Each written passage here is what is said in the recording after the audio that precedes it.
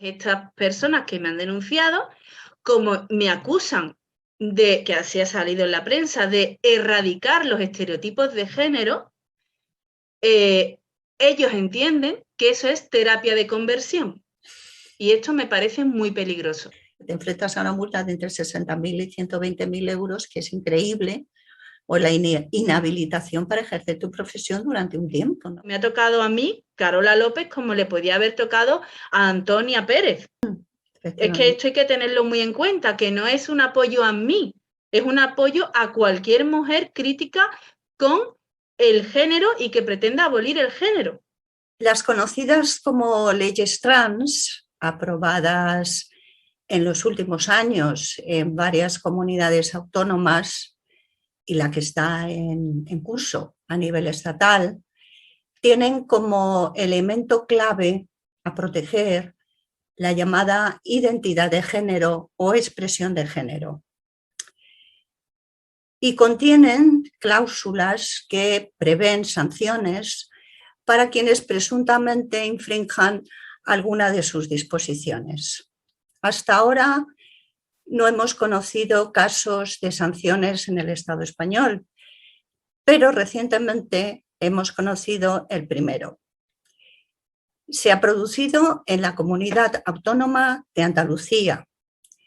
La Junta, o más en concreto, la Dirección General de Violencia de Género, Igualdad de Trato y Diversidad de la Consejería de Igualdad, ha abierto un expediente sancionador a la psicóloga Carola López Moya por denuncia de la Asociación de Transexuales de Andalucía, Silvia Rivera, y de la Asociación Española contra las Terapias de Conversión. En su denuncia alegan que esta profesional promueve las llamadas terapias de conversión a raíz de un comentario que ella publicó en junio pasado en redes sociales, en el que decía que sus pacientes están progresando porque les ayuda a deshacerse del malestar psicológico producido por el género, construcción cultural que subordina a las mujeres. Por este comentario, Carola López Moya se enfrenta a una posible multa de entre 60.000 y 120.000 euros y la inhabilitación temporal para ejercer su profesión. Para hablarnos de lo que hay detrás de esta denuncia y el correspondiente expediente sancionador, nadie mejor que la propia afectada, Carola López Moya, que ha tenido a bien aceptar la invitación de Canarias Semanal, por lo cual estamos sumamente agradecidos. Bienvenida, Carola, muchas gracias por atendernos. Buenos días, ¿qué tal, Tita? Muchas gracias por darme este espacio. Encantadas. Bueno, Carola López Moya es psicóloga especializada en el tratamiento de mujeres víctimas de violencia sexual o de violencia obstétrica. Carola fue ella misma víctima de violencia obstétrica y como resultado es madre de una niña con parálisis cerebral. Como buena conocedora del problema y como profesional de la psicología, fundó el Instituto Magnolia, que es una asociación para el apoyo psicológico a madres y padres de menores con discapacidad. Carola tiene además un libro publicado con el título Nace una mamá resiliente. ¿Qué pasa cuando un hijo o hija tiene discapacidad? Bueno, precisamente como mamá resiliente se la conoce en las redes sociales, donde tiene miles de seguidores. Carola, acláranos primero qué significa para los denunciantes el concepto de terapias de conversión y si tiene fundamento real la denuncia en tu caso. Vale, pues vamos a ir por partes, Tita, porque esto es un tema conceptual y precisamente como estas personas denunciantes simplifican mucho el discurso, la gente de a pie se pierde. La terapia de conversión se entiende, por ejemplo, cuando se hace algún esfuerzo terapéutico, ya sea desde la psicoterapia, farmacológico, para cambiar la orientación sexual de una persona. Tradicionalmente se intentaba cambiar la homosexualidad para que esas personas fueran heterosexuales. La orientación sexual es la atracción sexual de una persona hacia otra, ¿vale? Entonces, eso hay que tenerlo claro, es tu preferencia sexual, es a quien tú deseas y amas. Eso por un lado. Hablando de personas transexuales, la terapia de conversión lo que haría sería obligar, por ejemplo, a una chica que ha hecho la transición a chico, ¿vale? Si esa chico transexual es homosexual y además, por ejemplo, tiene conductas tradicionalmente masculinas, que ahora lo vamos a también hablar de esto, ¿no? Como por ejemplo que juega al fútbol, que le gustan los videojuegos o que viste calzonas y camisetas, estos son ejemplos sacados de casos reales, ¿vale? Que están en prensa. La terapia de conversión lo que haría sería decirle a esta chica que se identifica como chico que no le pueden gustar las chicas, es decir, un intento de cambiar su orientación sexual y que además jugar al fútbol, jugar a los videojuegos y llevar camiseta y pantalón es inadecuado para una chica, por lo que tiene que llevar falda, maquillaje, dejar de jugar al fútbol, ¿vale? Es decir, al chico transexual se le estaría imponiendo los estereotipos que se espera, que la sociedad ha impuesto para la chica, que porque ha nacido niña. No sé si lo he explicado claro, porque como son conceptos que hay que dilucidar muy bien, a veces nos podemos perder. Sí, perdona, porque claro, como has dicho, lo que tradicionalmente se ha entendido como terapia de conversión es el intento de que una persona homosexual se convierta en heterosexual. Y Exacto. Estas terapias generalmente las han llevado a cabo religiones fundamentalistas. Por ejemplo, hace no mucho se supo que el obispado de Alcalá de Henares estaba dando cursos precisamente para estas terapias de transformación de homosexuales a heterosexuales, ¿no? Exacto. Pero claro, el mundo, digamos, del transgenerismo, ¿no? Lo que entiende por terapias de conversión es algo muy distinto, como has dicho tú, efectivamente. Ellos entienden que si una persona no se adapta a los estereotipos sexistas tradicionales, ¿no? Es decir, el conjunto de normas que supuestamente definen lo que es un hombre y una mujer, si una persona no se adapta a esos estereotipos es porque es del sexo contrario, ¿no? Eso es lo siguiente que iba a explicar, Tita, ¿vale? Porque Bien. Estamos en un paso previo de entender la terapia de conversión, ¿vale? A lo que, bueno, existe lo que es la disforia de género, ¿vale? Que está contemplado en el DSM-5 como un trastorno porque causa malestar psicológico, ¿vale? De un rechazo hacia el cuerpo porque esos estereotipos que a los niños y a las niñas se les imponen causa mucho malestar, ¿vale? Entonces, esos niños y niñas a los que se les está imponiendo unos estereotipos, ¿vale?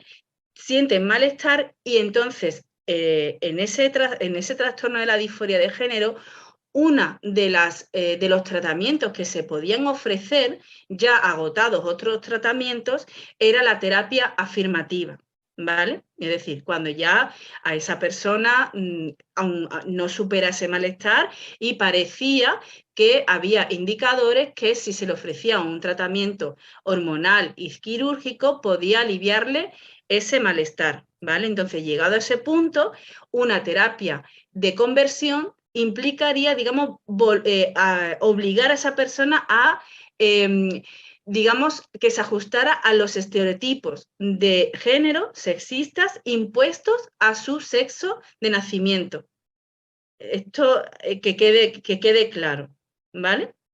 Porque desde aquí después se da un salto conceptual, que ahora quiero abordar, ¿vale? Porque es interesante cómo se ha cambiado el concepto de la palabra género. ¿Vale? Sí, pero antes porque claro, sí que es verdad que es muy polémico el uso que se está dando al concepto de género, ¿no? Pero antes, dinos hasta qué punto la denuncia que te han puesto tiene fundamento, porque creo que tú no tratas con personas con disforia de género. Por lo tanto, ¿de dónde procede esa denuncia de que tú fomentas la terapia de conversión? Vale. Todo lo que estoy explicando tiene su sentido, ¿vale? Porque efectivamente yo no trabajo con personas del colectivo LGTBI, yo trabajo con mujeres que han sufrido violencia obstétrica, madres de menores con discapacidad que están transitando un duelo porque implica una pérdida, bueno, de la salud de su hijo, y eso es muy doloroso. También el estrés por la sobrecarga de los cuidados que nosotras nos imponen, ¿vale? Y tenemos que llevar a cabo. Entonces, lo tengo que explicar por parte porque, claro, la acusación de la terapia de conversión es muy simple. Y es como un titular muy clickbait, ¿no? De lo que ahora se lleva. Detrás de esto lo que hay es un activismo mío, donde yo una y otra vez llego a la conclusión de que como nacemos mujeres, como nos imponen unos estereotipos, un entramado de normas implícitas y explícitas que nos ponen en una situación de inferioridad, tenemos que señalar todos esos estereotipos de género y abolir el género. Abolir esos estereotipos. Exactamente. Que cada persona desarrolle su personalidad libremente, sea hombre o mujer. Exactamente. Entonces, estas personas que me han denunciado, como me acusan de, que así ha salido en la prensa, de erradicar los estereotipos de género, ellos entienden que eso es terapia de conversión. Ya no es terapia de conversión intentar hacer que una persona homosexual sea heterosexual, algo que primero es imposible y además es muy dañino. Tampoco ya es terapia de conversión obligar ya a una persona transexual que ha hecho su transición a que se ajuste a los roles sexistas que se le supone que debe tener por su sexo de nacimiento. Eso no, es un salto más. Ya pretender erradicar los estereotipos de género, para ellos es terapia de conversión. Y hablar de estereotipos de género para querer abolirlo en las redes sociales, abolir significa derrumbarlo, erradicarlos, eliminarlo, es decir, que no tengan efecto. Lo digo porque hay muchas mujeres que me han preguntado qué significaba. Eso para ellos es terapia de conversión. Y esto me parece muy peligroso. Bueno, es una interpretación muy laxa de lo que es la terapia de conversión, porque realmente los estereotipos de género o lo que también se denominan roles sexistas, ¿no? Que imponen normas a hombres y mujeres según nazcas de un sexo u otro, ¿no? Pero que perjudican enormemente a las mujeres porque lo que producen es una desigualdad entre ambos sexos, ¿no? Exacto. La peor parte la llevan las mujeres, que se supone es el sexo, en este caso, subordinado, ¿no? Sometido. Exacto. Entonces, claro, digamos que abolir o que desaparezcan, disolver este tipo de estereotipos sexistas es uno de los objetivos, siempre lo ha sido, del feminismo, ¿no? Exacto. Sí, a mí es que me sorprende, Tita, porque Yo soy una feminista más, que además yo no, ni siquiera, vamos, que no estoy diciendo nada nuevo. Lo que me sorprende es que me hayan cogido a mí como para dar un escarmiento. ¿Mm? Porque de esto están hablando, por ejemplo, Rosa María Rodríguez Magda, que ha coordinado un libro maravilloso que se llama El sexo en disputa, donde, por ejemplo, Laura Redondo, que es una reconocida psicóloga que también está alertando sobre este tema, ¿no?, de las identidades de género y el sexismo que implica, o bien los psicólogos José Rasti y Marino Pérez, también, que han escrito Nadie nace en un cuerpo equivocado. Es decir, que yo soy una tuitera que, verá, que no tengo mucho alcance mediático. Y lo único que yo estaba haciendo en redes sociales era manifestar mi rechazo al hecho de que estas leyes trans, que hay una docena a nivel autonómicas y se quiere aprobar una a nivel estatal, se proteja el género, cuando el género, según el Convenio de Estambul, son los papeles, conductas, estereotipos que se atribuyen a hombres y mujeres y que además pone a las mujeres en una posición de subordinación. Sí, efectivamente, esa es la definición que dan las instituciones supranacionales. Pero eso es lo que se quiere, lo que los grupos transgeneristas quieren convertir en identidad a proteger, ¿no? Claro. Entonces, claro,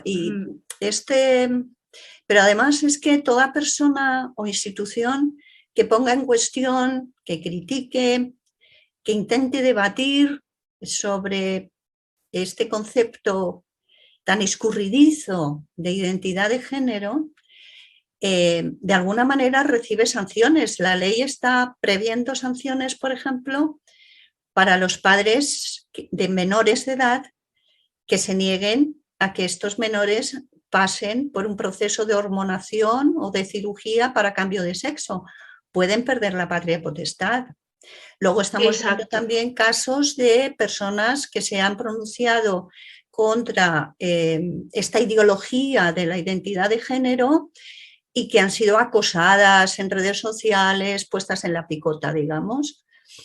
Y luego en tu caso, por ejemplo, ¿no?, cuando tú en absoluto tratas con personas con disforia de género y sin embargo te acusan de aplicar terapias de conversión, en esta interpretación de la terapia de conversión que tú nos has explicado, que es, bueno, pues bastante laxa, claro, digamos que es una palabra muy suave para describirla, ¿no? Mira, Tita, escuchándote, por ejemplo, se me ocurren algunas cosas. En la ley de educación se habla de coeducación, que es la educación de niños y niñas en ausencia de estereotipos sexistas, ¿vale? Exacto. Entonces, mi generación, y yo soy madre, estamos educando para que, digamos, inculquemos que no haya conductas ni atribuciones de niños y niñas, ¿vale? Por ejemplo, las niñas son igual de inteligentes que los niños, ¿no? Que tradicionalmente se ha dicho que las niñas somos menos inteligentes,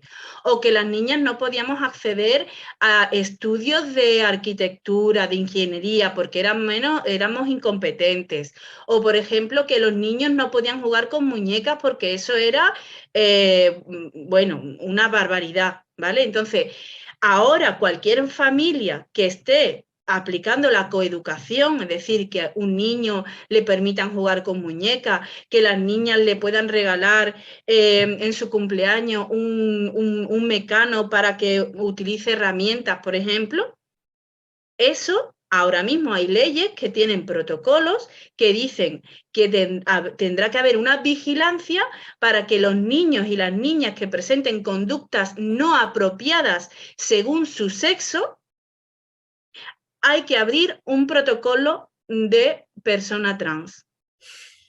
Es decir, es que entra en colisión la coeducación con estos protocolos, porque entonces en la práctica, primero la teoría, ¿no? Y ahora en la práctica, ¿qué me está diciendo? Que una maestra o maestro que vea a un niño que lleve una camiseta rosa y se lleve un muñeco al colegio, una muñeca para jugar, tiene que estar anotando que ese niño está jugando con cosas de niña y que por eso está expresando una identidad de niña trans?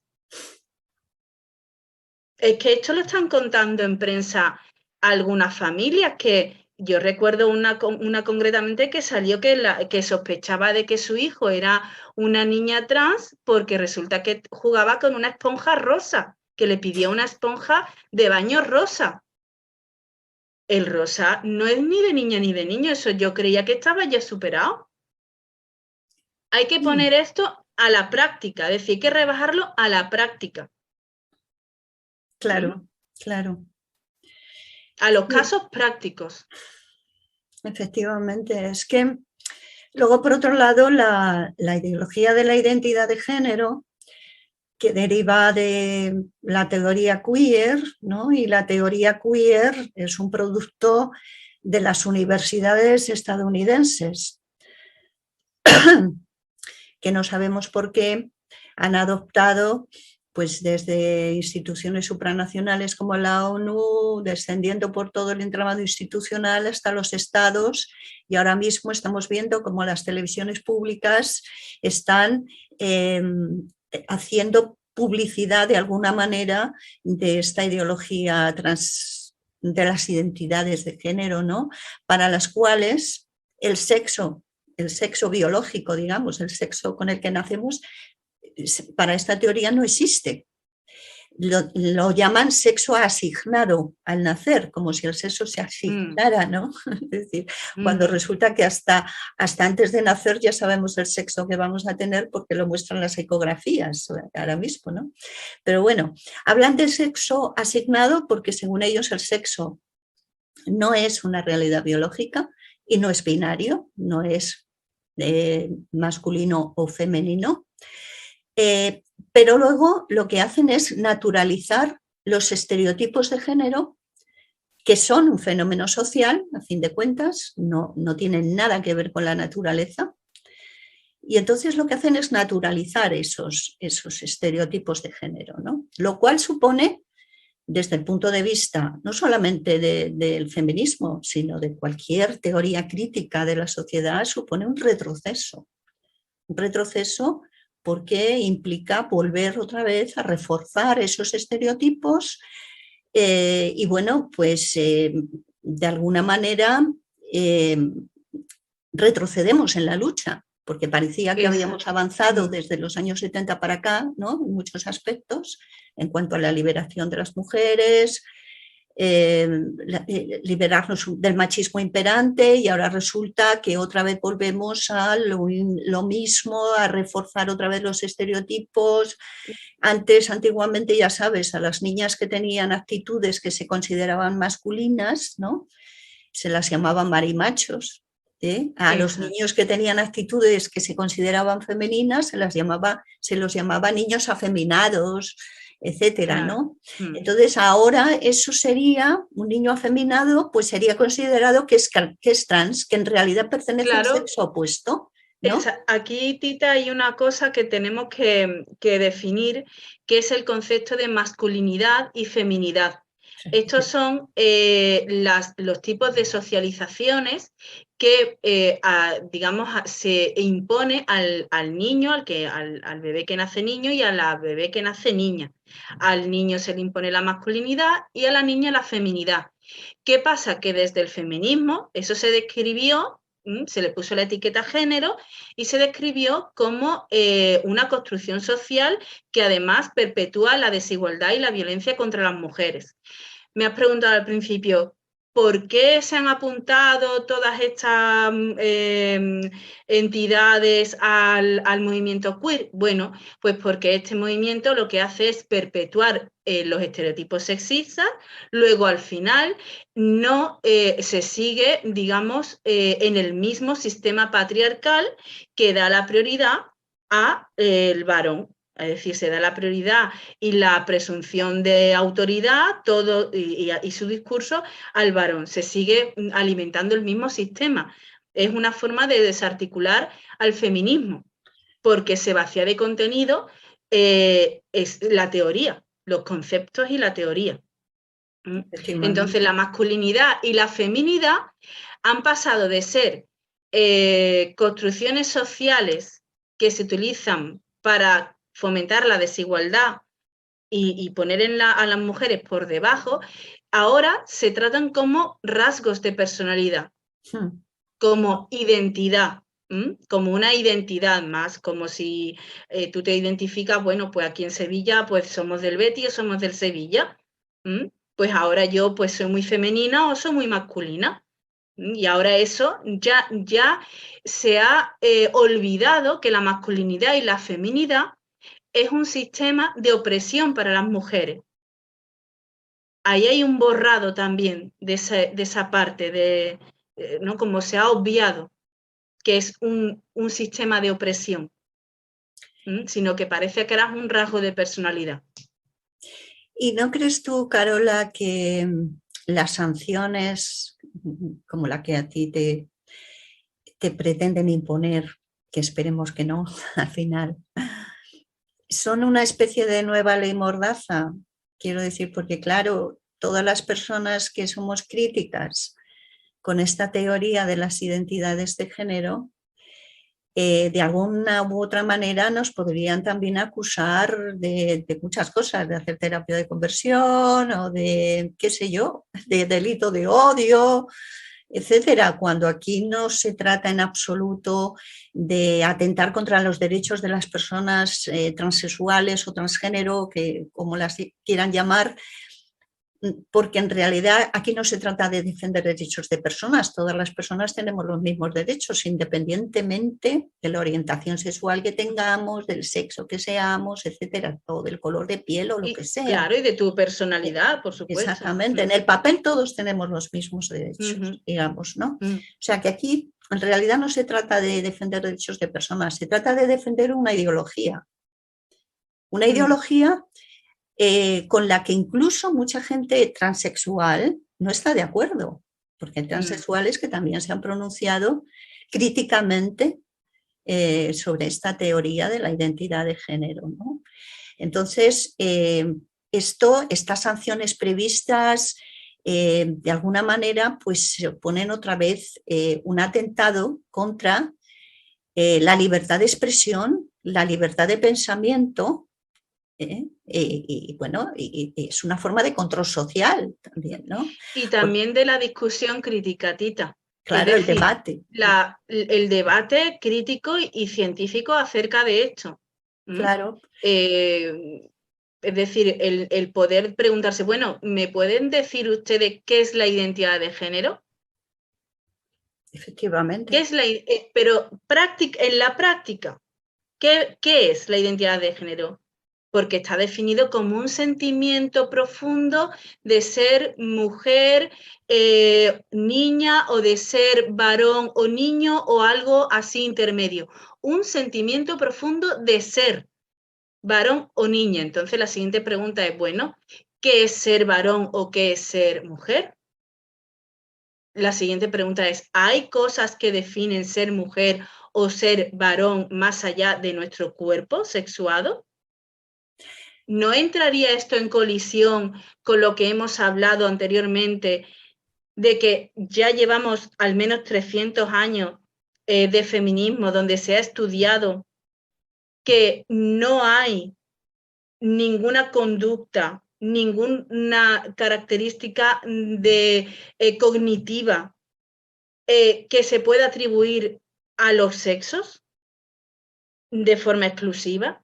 Eso entra en colisión, la definición de identidad de género, con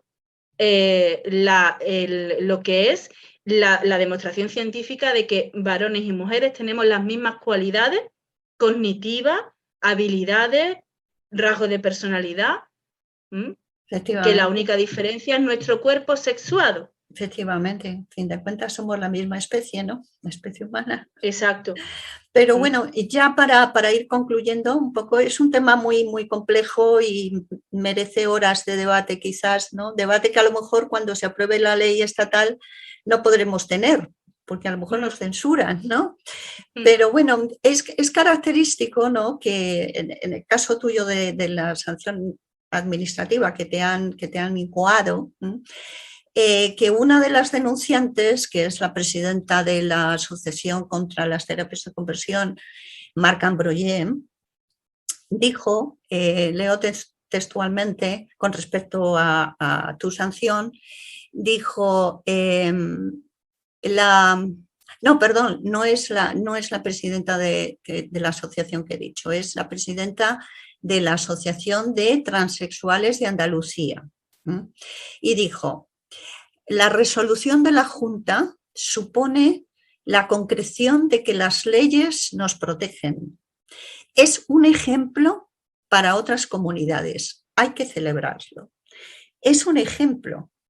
Es decir, en este caso, ¿no?, lo que Cambroyer está diciendo clarísimamente es que te han cogido a ti como ejemplo, de aviso a navegantes, ¿no? Ojo, que lo que os puede pasar si ponéis en cuestión los estereotipos de género o la llamada identidad de género es que os pueden multar, como en tu caso, ¿no?, que te enfrentas a una multa de entre 60.000 y 120.000 euros, que es increíble, o la inhabilitación para ejercer tu profesión durante un tiempo, ¿no?, que es como matarte, vamos.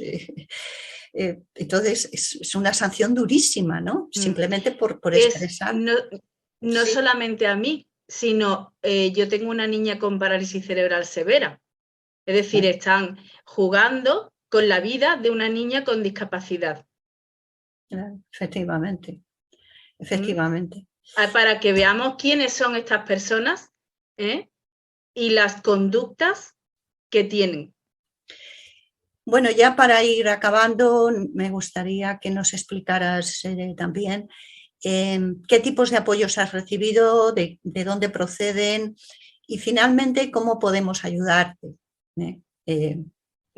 Estas dos partes que creo que son importantes. Pues mira, los apoyos que he tenido son casi todos de mujeres feministas de a pie, como yo digo, las que estamos ahí protestando, tuiteando, hablando con nuestro círculo también más inmediato, porque no todo es redes sociales, también haciendo grupos, hablando de esto, pero mujeres que digamos, corrientes y molientes, ¿vale? Después también he recibido apoyo de periodistas feministas que estáis haciendo un esfuerzo por darme voz, ¿vale? Sin embargo, las feministas de referencia, excepto Lidia Falcón, del que he tenido su apoyo personal, no me han llamado. No ha habido ninguna llamada de partidos. Bueno, yo creo que quedará alguna feminista con sentido común en el PSOE o en Izquierda Unida o en Podemos. De ellas no he recibido absolutamente ninguna llamada. De medios de periódicos, pues bueno, me llamaron 2 periodistas al principio para hacer los titulares estos de que yo hago terapia de conversión. Pero ya está, no dieron esos titulares, pero después no se han interesado por profundizar más en esto que hay detrás. Es decir, que realmente veo que lo que tengo, el apoyo son de las mujeres de las bases. Pero hay un silencio bastante preocupante de mujeres feministas que son referentes y que no se han posicionado. A ver, algunas sí. Por ejemplo, creo que me viene a la cabeza que Amelia Valcárcel estuvo en la presentación del libro de Nadie nace en un cuerpo equivocado y creo que se estuvo hablando de esto, ¿vale? Pero faltan las políticas, digamos, que tienen más voz para poner esto sobre la mesa, porque yo estoy plenamente convencida de que este acuerdo de expediente sancionador no va a llegar a más. Eso esperamos. Pero es un hecho muy importante que salgan estos titulares para amedrentar a colegas mías, por ejemplo, a periodistas que también si se ponen a criticar los estereotipos de género y hacerse preguntas acerca de la identidad de género, podrían también ser expedientadas. Es decir, esto es una mordaza. Efectivamente. Es una nueva ley mordaza. Exacto. Lo que ya se conoce como la queer inquisición, ¿no? Es una nueva inquisición. Yo escribí hace 1 año y medio o así, un par de años, un artículo precisamente sobre esto, que se llamaba llevaba en el título la palabra queer inquisición, ¿no? Y hablaba de los casos que se han producido fuera de nuestras fronteras, en los países donde comenzó todo esto, ¿no? Que son los países del centro capitalista, Estados Unidos, Canadá, Reino Unido, pero cómo se ha expandido hacia la periferia, ¿no? Y cómo ya está llegando aquí, ¿no? Ya estamos viendo casos, ¿no? Pero que mientras que, por ejemplo, en Reino Unido están echando para atrás en muchos aspectos, ¿no? Sin embargo, aquí no estamos, las autoridades no están tomando nota, ¿no? de las experiencias terribles que han sucedido en el Reino Unido, por ejemplo, que está más cerca, digamos, ¿no? que Estados Unidos. Y que están los jueces y el Poder Judicial está echando para atrás y está reconociendo que las personas que han sido denunciadas tienen razón, porque todo el mundo tenemos derecho a expresar nuestras opiniones sin ofender a nadie, ¿no? Y aquí, Tita, te hago un inciso porque es muy importante que, por ejemplo, el Hospital Karolinska de Suecia, que era uno de los pioneros para la transición hormonal y quirúrgica en menores, en mayo del año pasado cambió su protocolo debido a que se ha demostrado que esa terapia médica afirmativa no está teniendo los resultados esperados para aliviar la disforia de género. Es decir, y aparte están viendo que ese tratamiento médico hormonal y quirúrgico tiene efectos secundarios graves a nivel de óseo, fertilidad, ¿vale? En los menores. Entonces ha frenado y solamente se aplicarían en experimentos controlados.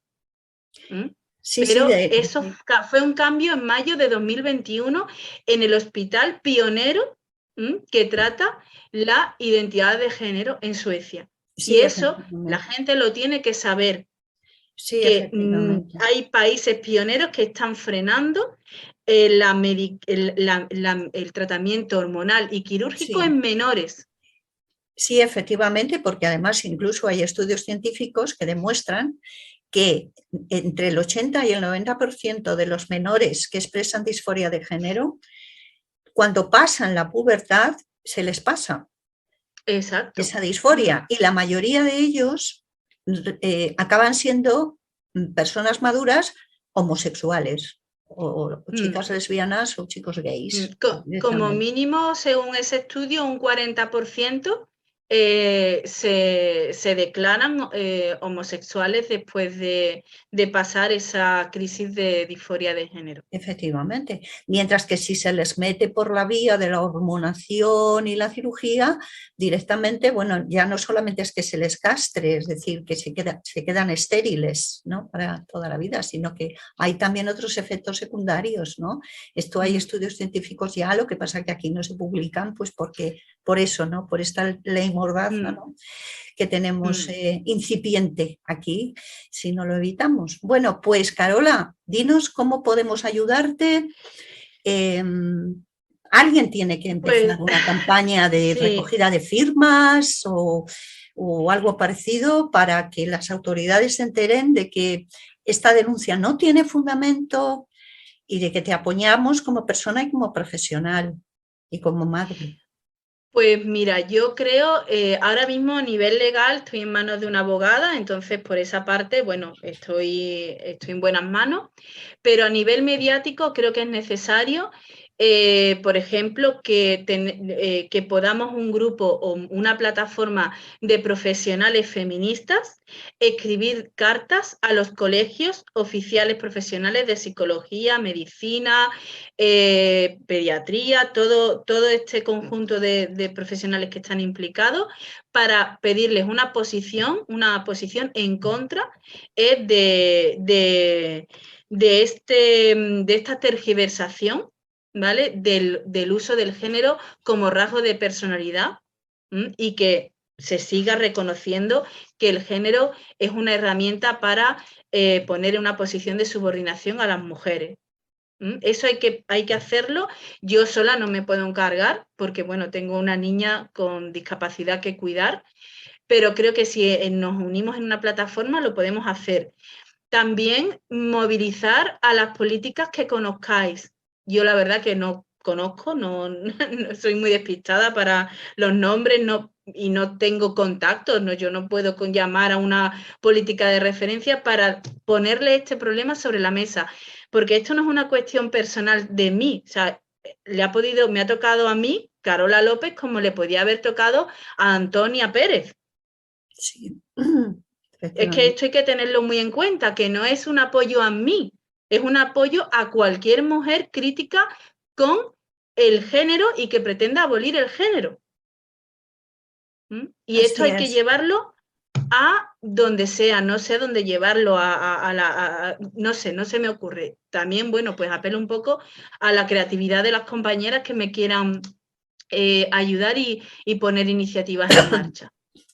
Bueno, esto habría que elevarlo a la Junta de Andalucía, que es la que realmente está abierto el expediente, ¿no? Bueno, Carola, pues muchísimas gracias por haber atendido nuestra invitación y espero que, bueno, pues que todo salga bien y que al final esa sanción no se produzca. Nosotros desde Canarias Semanal estamos abiertos a cualquier contacto que quieras hacer, artículo que quieras mandar, campaña que se quiera emprender para darle publicidad, toda la publicidad posible. Muchas gracias, Carola. Pues muchas gracias, Tita. Un abrazo. Adiós, hasta otro día.